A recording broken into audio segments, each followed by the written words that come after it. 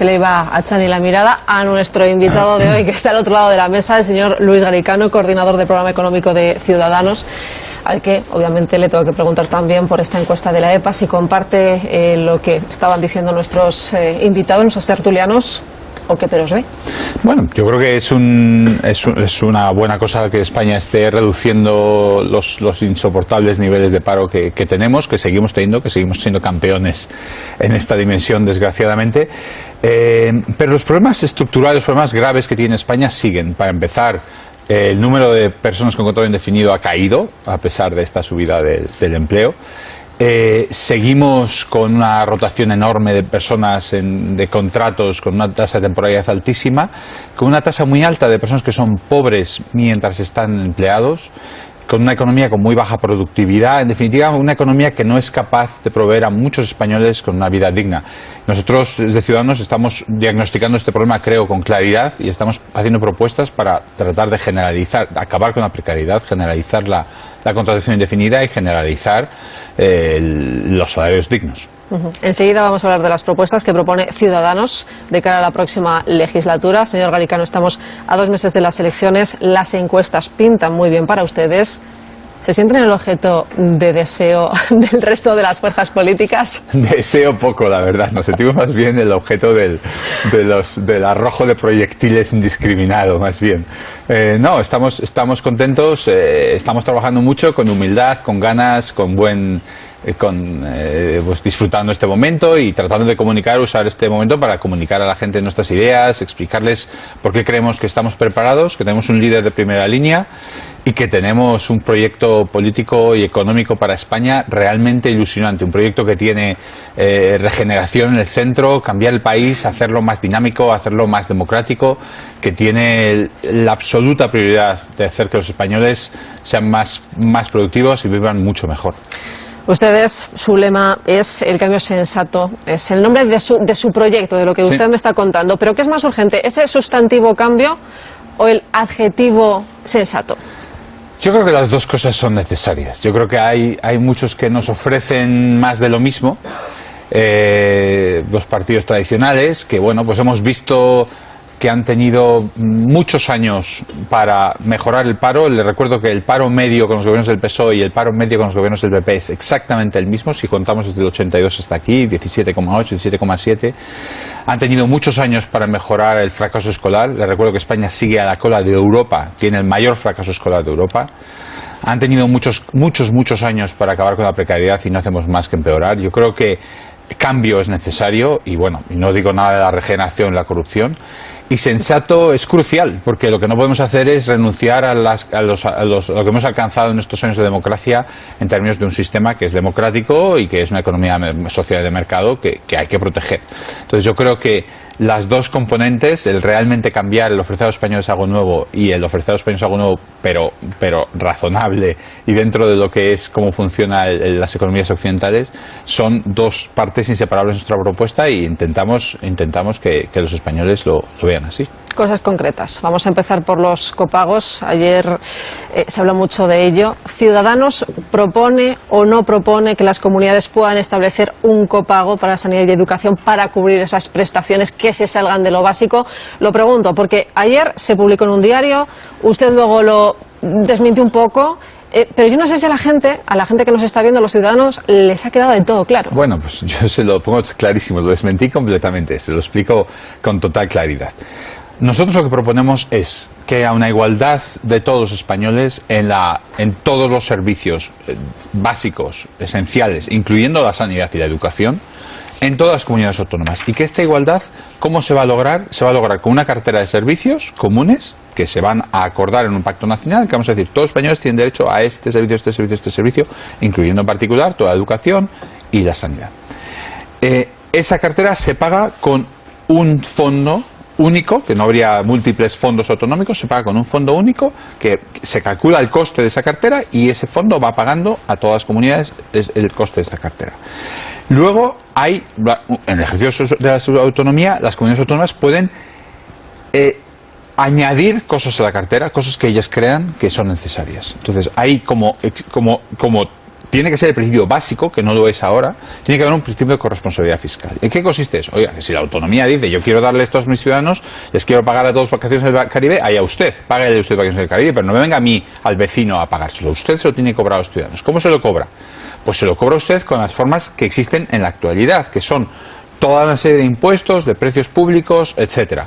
Ahí nosotros no estamos proponiendo que haya algo nuevo. Realmente ahora mismo hay una serie en el ejercicio de su autonomía de cosas que las comunidades pueden utilizar, de instrumentos que las comunidades pueden utilizar para cobrar estos servicios. Entonces, siempre lo que decimos es, lo que es necesario es que haya responsabilidad fiscal. Es que si usted se va más allá de la cartera, usted se busque la vida con sus ciudadanos. No hay una propuesta de que se introduzca ninguna medida. Es como decir, oiga, les proponemos, si ustedes quieren pagar los impuestos, y luego decirnos, hombre, Ciudadanos propone que suba los impuestos. No, no. Ciudadanos propone que bajen, y de hecho hemos luchado en Andalucía y conseguido que baje el IRPF. El hecho de que digamos existen estos instrumentos no quiere decir que propongamos que se use en concreto uno o que se suba. Queda claro. Gracias. Hablaba yo de objeto de deseo. A modo, bueno, medio broma, medio en serio, porque es una realidad, no sabemos tampoco muy bien, no desvelan por quién se dejarían querer mejor. Pero lo que sí que está claro son las líneas rojas que ustedes establecen a la hora de establecer pactos después del 20D, que es algo que parece que va a tener que ser así, sí o sí. Recordamos sus líneas rojas o lo que a ustedes les gustaría sacar adelante: reforma educativa, reforma del sistema laboral y reforma del sistema institucional. En el caso de ese Pacto Nacional por la Educación, ¿qué les hace pensar que ahora lo van a conseguir? Quiero decir, porque de conseguirlo sería la primera vez en la historia.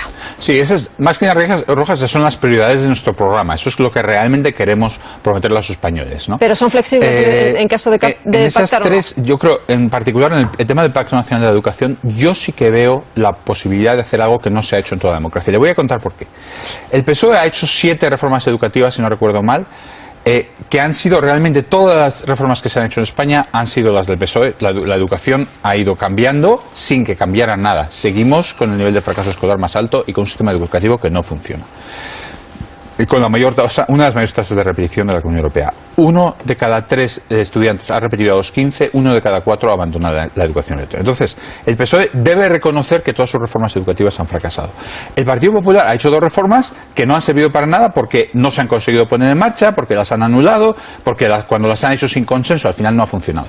Yo creo que los 2 partidos reconocen que el impacto que están teniendo sobre la educación no ha sido positivo. Yo tuve un debate que organizó El Mundo sobre educación con portavoces del PSOE, del PP y de Podemos, y la impresión que tuve es que sí van a estar receptivos a estas ideas que nosotros vamos a poner sobre la mesa de un pacto nacional sobre la educación.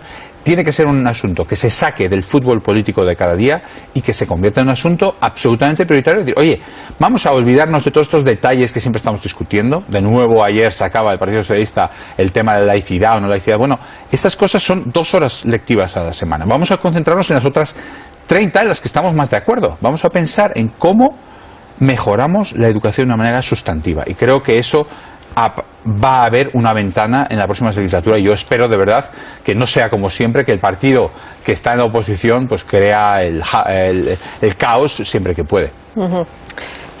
¿Usted cree que la receta para acabar con el paro, decía antes Chani, el índice está en el 21% de las personas que están en el paro, pasa por una mejor educación, reformas en el mercado laboral? Ustedes proponen ese contrato único que lleva tras de sí esa mochila austriaca, la conocida como mochila austriaca. ¿Eso y qué más sería su receta para acabar con este paro? Que, por cierto, el otro día Linde dijo que en el 2016 iba a bajar de esa tasa del 20%. No sé tampoco lo que opina. Bueno, realmente el problema gravísimo en España, y está muy ligado al paro y está muy ligado a la rotación, es la enorme precariedad. Es la incapacidad de, pues tenemos 7,5 millones de personas que están en una pobreza en el mercado de trabajo, que entran, que salen, que trabajan unas semanas, que vuelven a salir, etcétera. Entonces nuestra receta efectivamente es, oye, a estas personas les vamos a ofrecer un paquete de cosas que les van a ayudar a poder aspirar a una vida digna, que son un contrato indefinido, les vamos a ofrecer un salario digno vía un complemento salarial, les vamos a ofrecer esta mochila que es un seguro contra el paro, contra el despido, que es portable, que si uno cambia de trabajo lo puede seguir acumulando y se puede convertir en una pensión.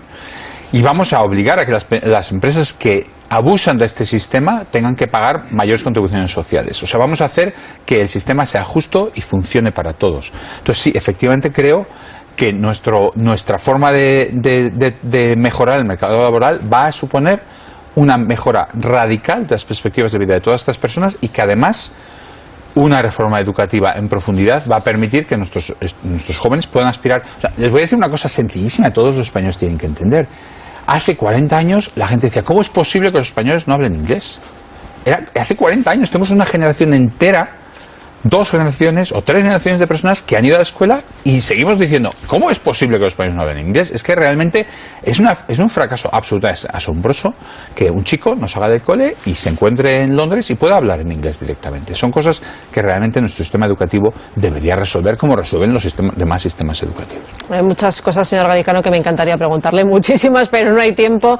Pero no quiero dejar pasar el tema del cupo vasco y navarro. Ustedes proponen acabar como en 3 fases, ¿no? Con estos cupos que son distintos al resto de la fiscalidad del resto de España. ¿Es realista esta propuesta? Lo pregunto porque ustedes están a favor, UPyD también está a favor, pero a la larga también exigiría un cambio en la Constitución. ¿Cómo lo ven? Bueno, nuestro cambio en la Constitución, nuestra propuesta de cambio institucional la vamos a presentar el 7 de noviembre y vamos a ser muy precisos sobre todos estos temas.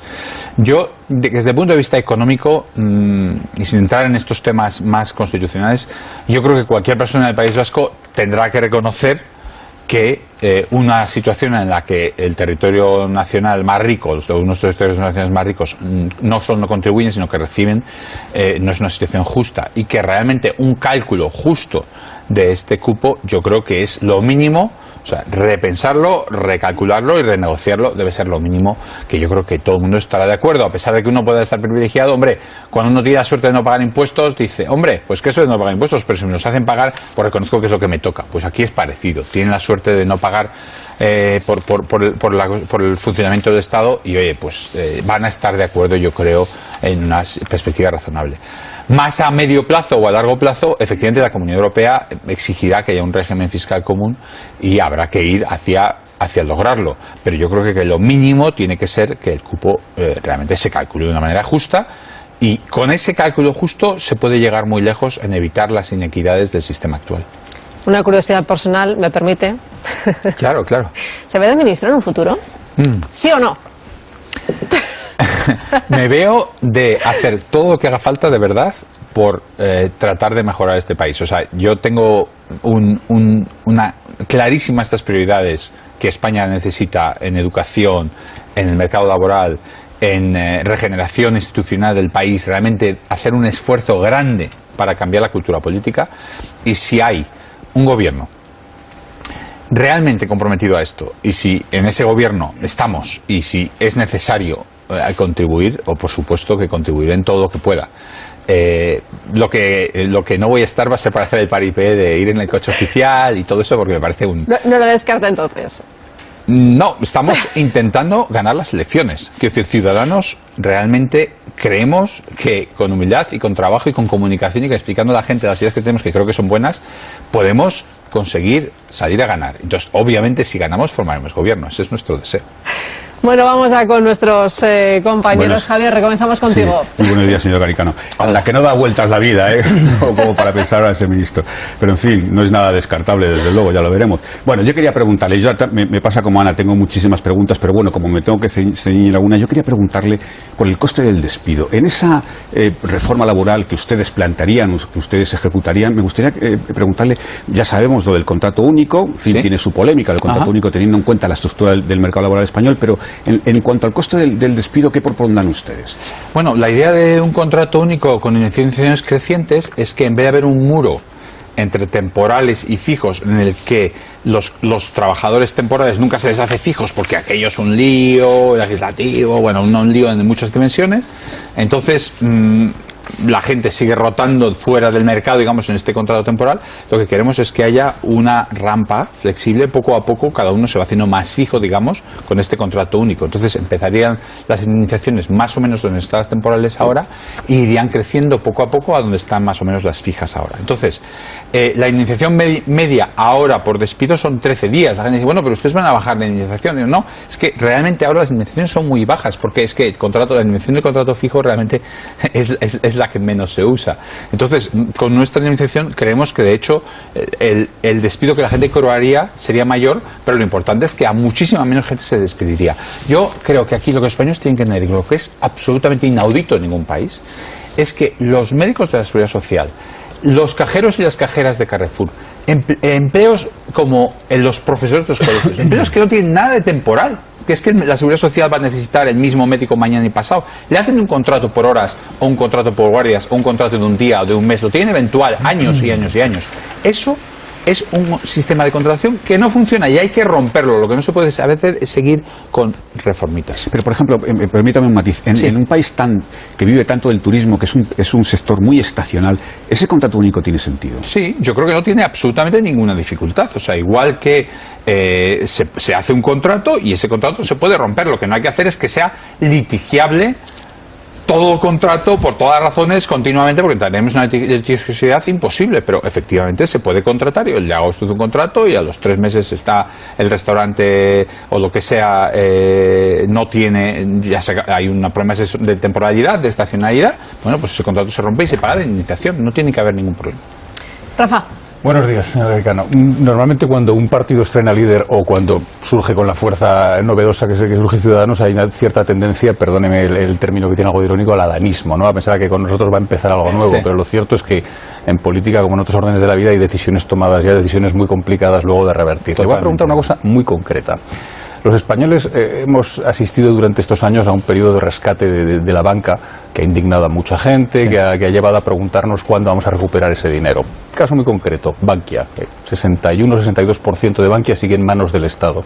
Y además, legalmente, hay un límite temporal, creo que son de 5 años, para deshacerse de esa participación, tal y como están establecidas las cosas. Pero lo cierto es que el ímpetu con el que empezó el ministro de Guindos a vender participaciones lo frenó. Es decir, vendió 1.500 millones y a partir de ahí se frenó.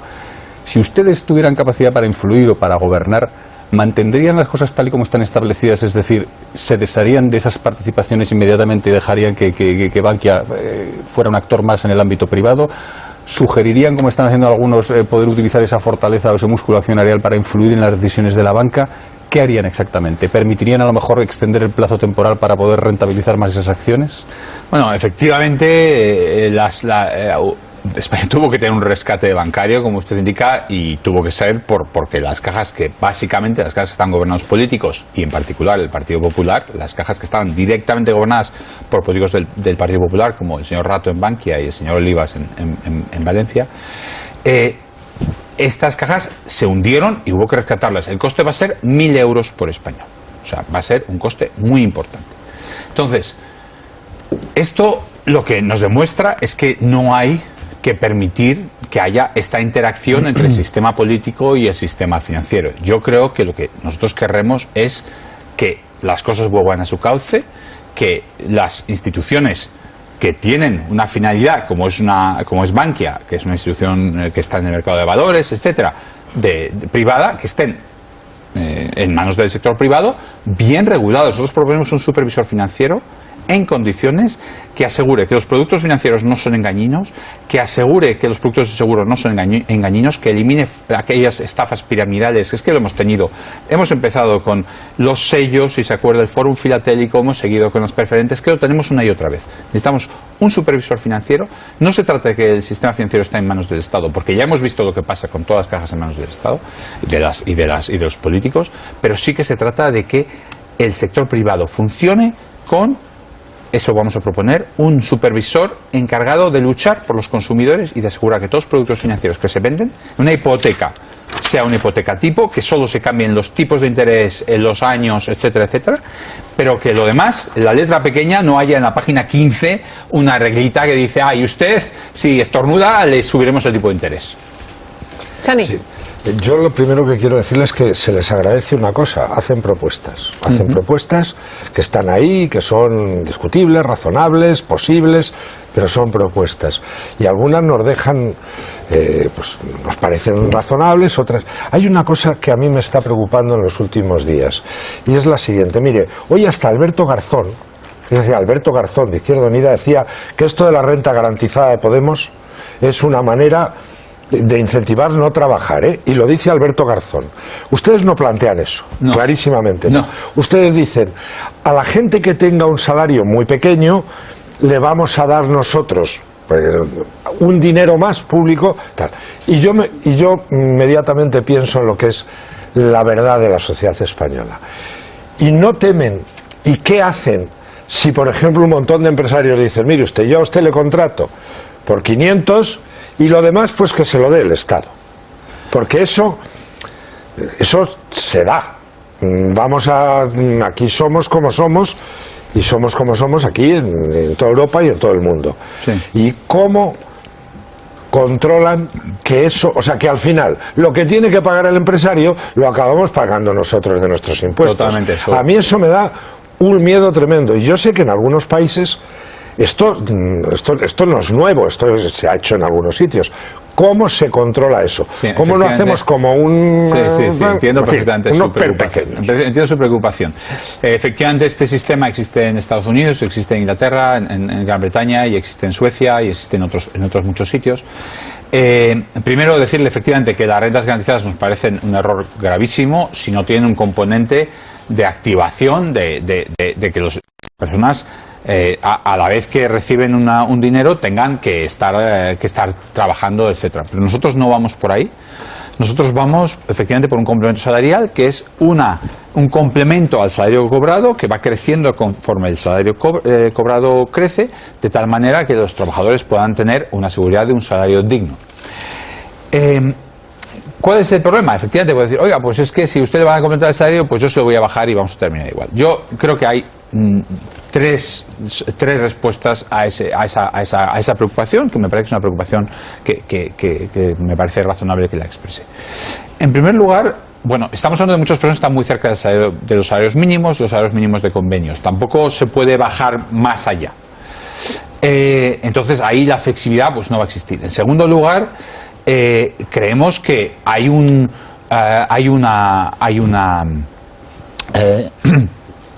posibilidad de que el trabajador hay una evidencia, discúlpeme, de otros países que al final la mayor parte de estos subsidios en los otros países, de estos complementos, los cobra el trabajador y no sirven para bajar lo que paga el empresario. Es decir, en general la evidencia sugiere que el efecto principal es la subida, y de hecho es un arma fundamental contra la pobreza, y en Estados Unidos es la herramienta más importante. Pero en tercer lugar le voy a decir una cosa. Puede ser que haya, yo diría, vamos a separar, los trabajadores que ya están contratados, esa posibilidad de bajada de salario realmente no va a existir. Entonces ahí lo que va a ser una subida salarial. Habrá trabajadores que no estén trabajando, en los que el empresario diga, hombre, pues fíjate, yo no iba a contratar, pero gracias a esto, pues a lo mejor puedo contratar. Pues a lo mejor pasa, pero tampoco es mala cosa. Los trabajadores se van a beneficiar, o bien, en general, la gran mayor parte, de lejos, con mayor salario, pero también se van a beneficiar con mayor empleo, porque habrá empresarios que digan, hombre, pues va a haber un complemento salarial, yo voy a pagar este salario, va a haber un complemento, pues voy a poder ofrecer este puesto de trabajo. En definitiva, los trabajadores van a ganar, en mi opinión, por todas las partes, porque vamos a tener más empleo de mayor calidad y con salarios más dignos. Señor Luis Garicano, coordinador del Programa Económico de Ciudadanos, muchas gracias por acompañarnos en los desayunos. Mucha suerte también, de cara al 20D. Muchas gracias. Hasta luego. Gracias a todos ustedes.